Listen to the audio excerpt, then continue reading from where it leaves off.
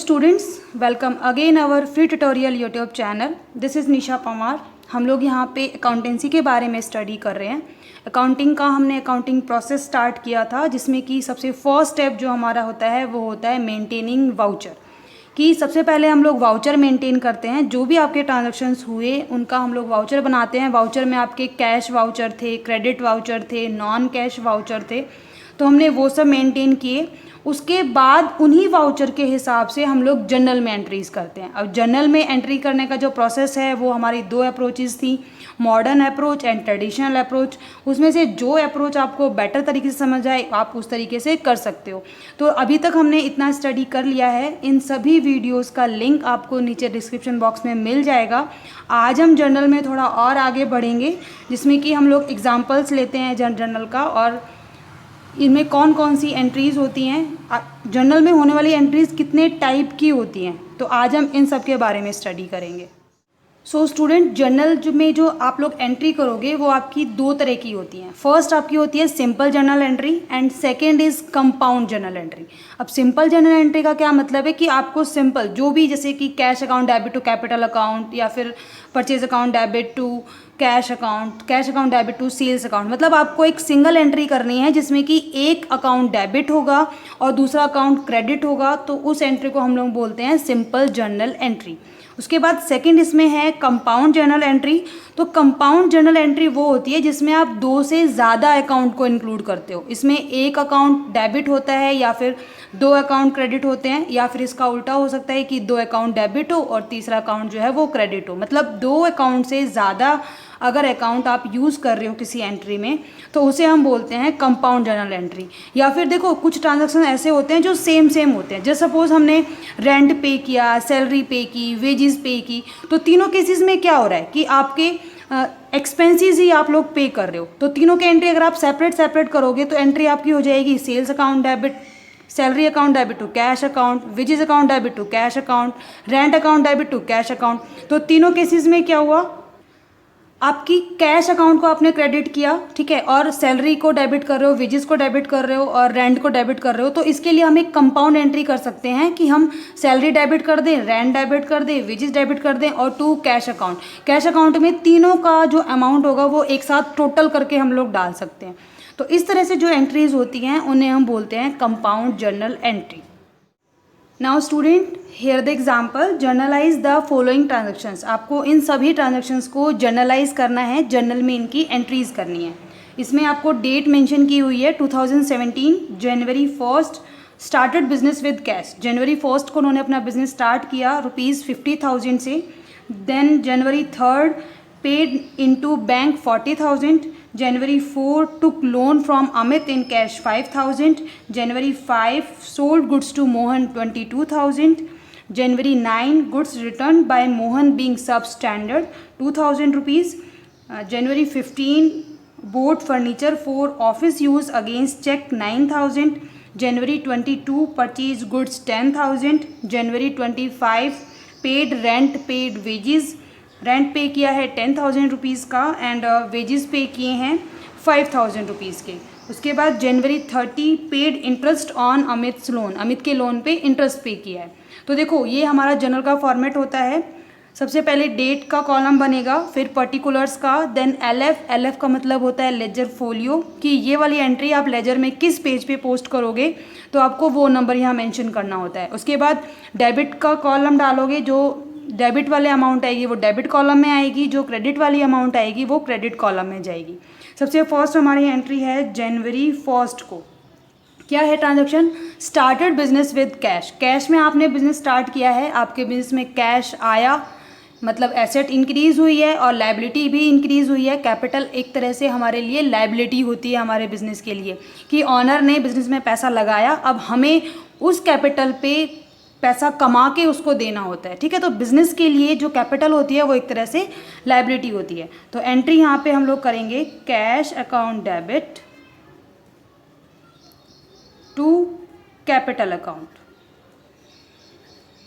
Amount आपका आ जाएगा 50,000 आ जाएगा आपका डेबिट साइड एंड 50,000 ही आपका आ जाएगा क्रेडिट साइड। देन नरेशन यहाँ पे डालेंगे हम लोग, बीइंग बिजनेस स्टार्टेड। ठीक है, इसके बाद मैंने क्या बताया था, हर एंट्री के बाद आपको एक लाइन ड्रॉ करनी है, तो हम लोग एक यहाँ पे लाइन ड्रॉ कर देंगे। उसके बाद नेक्स्ट हमारा ट्रांजैक्शन है इसमें जनवरी 3 को। तो क्या हुआ है, पेड इनटू बैंक। तो देखो बैंक अकाउंट को आप हमेशा as a personal account treat करोगे, तो पेड इनटू बैंक, आपने बैंक में पे किया, आपके बिजनेस से पैसा जा रहा है, आप कैश दोगे तभी तो आप जमा कराओगे बैंक में, तो एसेट क्या हुई है आपकी, कम हो गई है।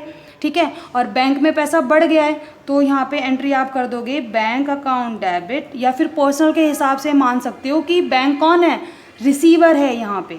ठीक है, तो bank account debit to cash account, amount आ जाएगा आपका 40,000 डेबिट में एंड 40,000 ही आपका आ जाएगा क्रेडिट में। और आप नरेशन यहाँ डाल दोगे, being amount deposit in bank. और इसके अपोजिट अगर आप निकालोगे तो एंट्री इसकी रिवर्स हो जाएगी, कैश अकाउंट डेबिट कर दोगे और बैंक अकाउंट को क्रेडिट कर दोगे, क्योंकि वह बैंक उस केस में क्या हो जाएगा, गिवर हो जाएगा, वो आपको क्या करेगा, पैसे देगा। ठीक है, इसके बाद जनवरी 4 को हमने क्या किया, अमित से लोन लिया।